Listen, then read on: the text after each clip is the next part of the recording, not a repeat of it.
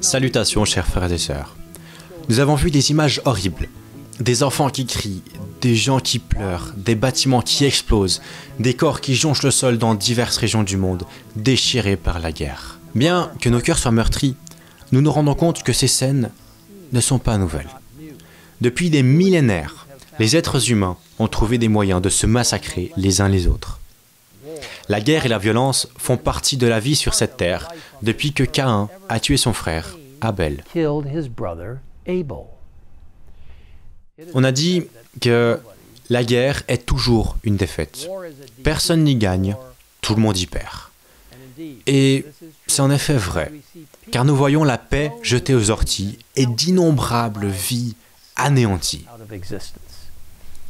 Face à cette violence inouïe, il est naturel de se poser la question « Pourquoi Dieu ne fait rien ?» Ne voit-il pas les atrocités innommables?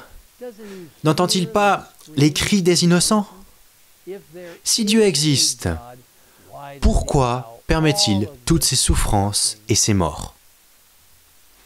Ces questions, et bien d'autres encore, ont résonné au fil des siècles, alors que les crimes contre l'humanité ont déchiré l'âme de nombreux êtres humains. Et bien qu'il n'y ait pas de réponse facile, et qu'il y ait même peu de réponses qui puissent encourager les gens, nous voulons essayer de mieux présenter la manière dont Dieu nous l'explique au travers de sa sainte parole. Il est utile de remonter dans le temps jusqu'à la toute première guerre pour bien comprendre la situation. Une guerre qui, étonnamment, a commencé au ciel même. Cette bataille céleste a commencé par l'orgueil, l'arrogance et la tromperie. Par le mystère de l'iniquité, le péché a pris naissance dans le cœur de l'ange le plus important du ciel, Lucifer. Nous lisons cela dans Ésaïe 14, verset 12 au verset 14, qui déclare « Comment es-tu tombé du ciel, astre brillant, fils de l'aurore? Tu disais dans ton cœur, je monterai au ciel, je hisserai mon trône au-dessus des étoiles de Dieu. Je monterai au sommet des nuages. Je ressemblerai au Très-Haut. » En fait, j'aimerais que vous y réfléchissiez un instant. Presque chaque phrase commence par « je ». Quelle puissante compréhension du fait que l'orgueil et l'égocentrisme sont à l'origine de bien des difficultés auxquelles nous sommes confrontés. En réempendant des rumeurs et des insinuations contre Dieu, cet ange, autrefois noble, Lucifer, devenu Satan, a apporté la division et la dissension dans tout ce qui était autrefois un univers parfait. Nous lisons cela dans le puissant livre Patriarches et Prophètes. J'espère que vous connaissez ce livre, que vous le lisez et le comprenez. Il nous aide beaucoup pour comprendre. Nous lisons ce qui y suit. Lucifer quitte le poste qu'il occupe en la présence immédiate de Dieu. Il s'en va propager son esprit de mécontentement parmi les anges. Avec une habileté consommée, il prétendait n'avoir d'autre désir que de maintenir la loyauté, l'harmonie et la paix.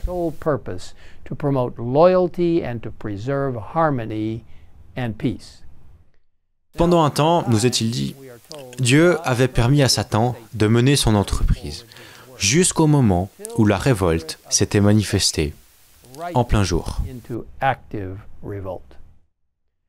La Bible décrit ensuite ce qui s'est passé.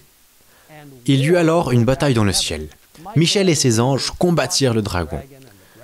Le dragon et ses anges combattirent aussi, mais ils ne furent pas les plus forts, et il n'y eut plus de place pour eux dans le ciel. Ils furent jetés dehors. Le grand dragon, le serpent ancien, appelé le diable et Satan, celui qui égare toute la terre, fut jeté sur la terre, et ses anges furent jetés avec lui. Mais alors, pourquoi Dieu a-t-il permis cette rébellion qui a conduit à la guerre dans le ciel? Il nous a dit, pour que la vraie nature et la tendance de son projet de Satan puissent être reconnues de tous, Il fallait que ces plans arrivassent à maturité. Voyez-vous, mes amis, Satan était si trompeur, si persuasif, si influent sur ses anges, si trompeur qu'il a pu gagner un tiers des anges du ciel. Pouvez-vous imaginer? Si Dieu l'avait détruit à ce moment-là, les questions concernant son équité, l'équité de Dieu, auraient subsisté dans le cœur et l'esprit des autres anges, et même de tout l'univers. Ils auraient pensé, mais peut-être que nous n'adorons Dieu que par peur. Malheureusement, Satan a apporté ses tromperies sur la terre.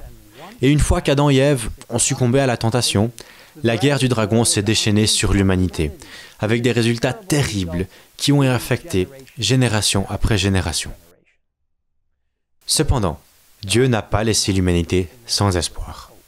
S'adressant au serpent peu après la chute, Dieu lui dit « Je mettrai l'hostilité ou distance et une colère absolue entre toi et la femme, entre ta descendance et sa descendance.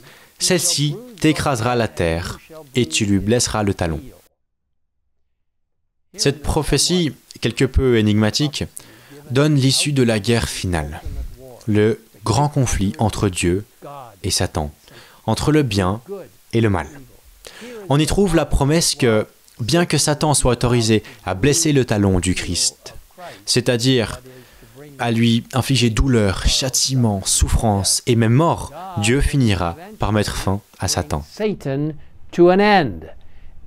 le Christ triomphera, car il est revenu à la vie et il est notre Sauveur pour l'éternité. Dans ce combat acharné, personne n'a souffert plus profondément que Jésus-Christ lui-même. Regardez-le, lui, le Dieu de l'univers, venir sur une terre comme un bébé, sans défense, enveloppé de l'ange et couché dans une mangeoire. Imaginez un enfant qui commence à comprendre la mission de sa vie, mais qui est rejeté par ce qu'il est venu sauver.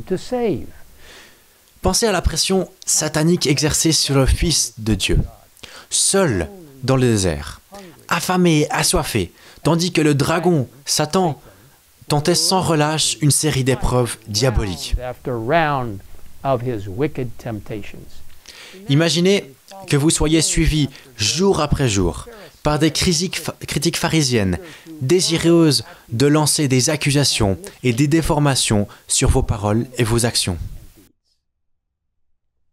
Considérez-le, Christ, notre Sauveur, homme de douleur, habitué à la souffrance, suant de grosses gouttes de sang dans le jardin de Gethsémane, alors que Satan et ses mauvais anges ont failli écraser la vie du Fils de Dieu, le poussant, lui, Jésus, à se rendre, à abandonner la bataille, Satan affirmant à Jésus que personne n'apprécierait son grand sacrifice et qu'il ne servirait à rien. Vous voyez, les Écritures nous disent que ce sont nos souffrances qu'il a portées. C'est de nos douleurs qu'il s'est chargé. Et nous l'avons considéré comme puni, frappé par Dieu et humilié. Mais lui, il était blessé à cause de nos transgressions, brisé à cause de nos fautes. La punition qui nous donne la paix est tombée sur lui, et c'est par ses blessures que nous sommes guéris. Pensez à cette image. Jésus suspendu à la croix, le sang coulant de ses blessures. Jésus haletant et criant.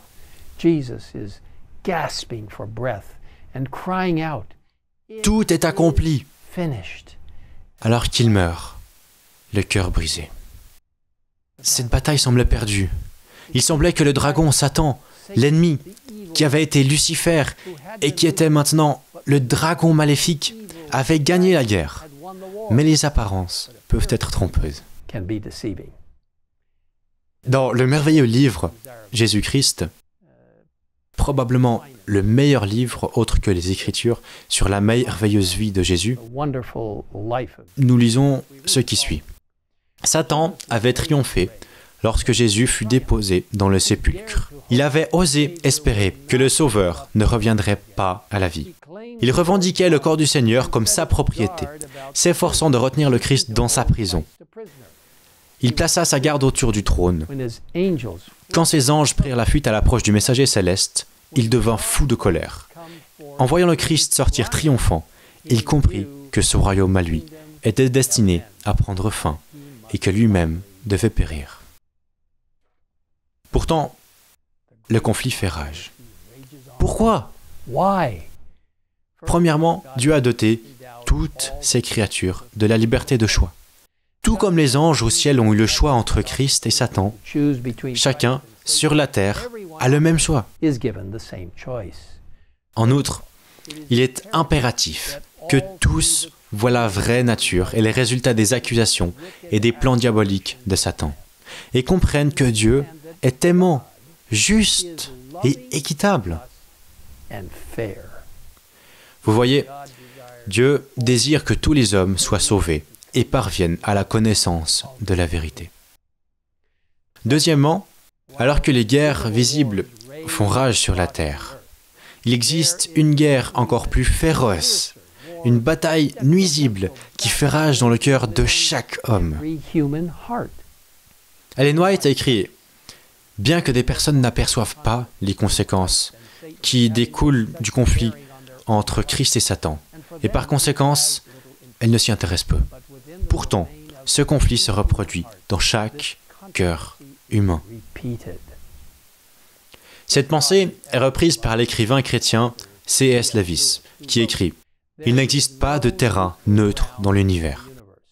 Chaque centimètre carré, chaque fraction de seconde est revendiquée par Dieu ou par Satan. » Ainsi, alors que nos cœurs s'affligent de voir la montée de la violence et l'horrible dévastation des guerres qui font rage dans le monde, rappelons-nous que Dieu comprend la douleur, comprend la souffrance et désire enfin mettre un terme à ce grand conflit. Un jour vient, mes amis, et je crois qu'il vient très bientôt, où le Christ se lèvera et proclamera que celui qui est injuste commette encore des injustices, et que celui qui est sale se salisse encore, mais que le juste pratique encore la justice, et que celui qui est saint progresse encore dans la sainteté. Mes chers frères et sœurs, alors que Satan cherche à assaillir la planète d'une guerre après l'autre, veillons à ce qu'il ne gagne pas la guerre de nos cœurs. Nous avons reçu une belle invitation. L'Esprit et l'Épouse disent « Viens ». Que celui qui entend dise « Viens ».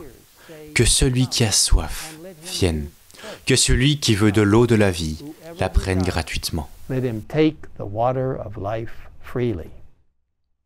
Jésus revient bientôt. Au milieu d'un monde en proie au péché et à la tristesse, proclamons haut et fort cette merveilleuse invitation. Apocalypse 21, verset 4 dit « Il essuiera toutes larmes de leurs yeux. La mort ne sera plus. Il n'y aura plus ni deuil, ni cri, ni douleur, car ce qui existait avant a disparu. » Quelle promesse! Un jour, Dieu fera toutes ces choses nouvelles, sans mort ni souffrance. Vous pouvez compter là-dessus. Partagez cette merveilleuse nouvelle avec tout le monde. Et maintenant, prions ensemble. Père Céleste, nous te remercions d'avoir institué le plan du salut, d'avoir permis aux concepts et aux idées et pensées diaboliques de Satan de montrer à l'univers entier où ils allaient mener. To show the entire universe where they will lead. Et Seigneur, merci pour ta miséricorde envers chacun d'entre nous qui faisons partie de ce grand conflit entre Christ et Satan. Aide-nous à te reconnaître pleinement comme notre Rédempteur et notre Sauveur. Puis, à nous appuyer sur toi en ces temps difficiles, en sachant que tu mettras bientôt fin à toute souffrance et à toute mort que tu reviendras vers nous pour nous amener dans ta maison du ciel. And bring us into your home in heaven.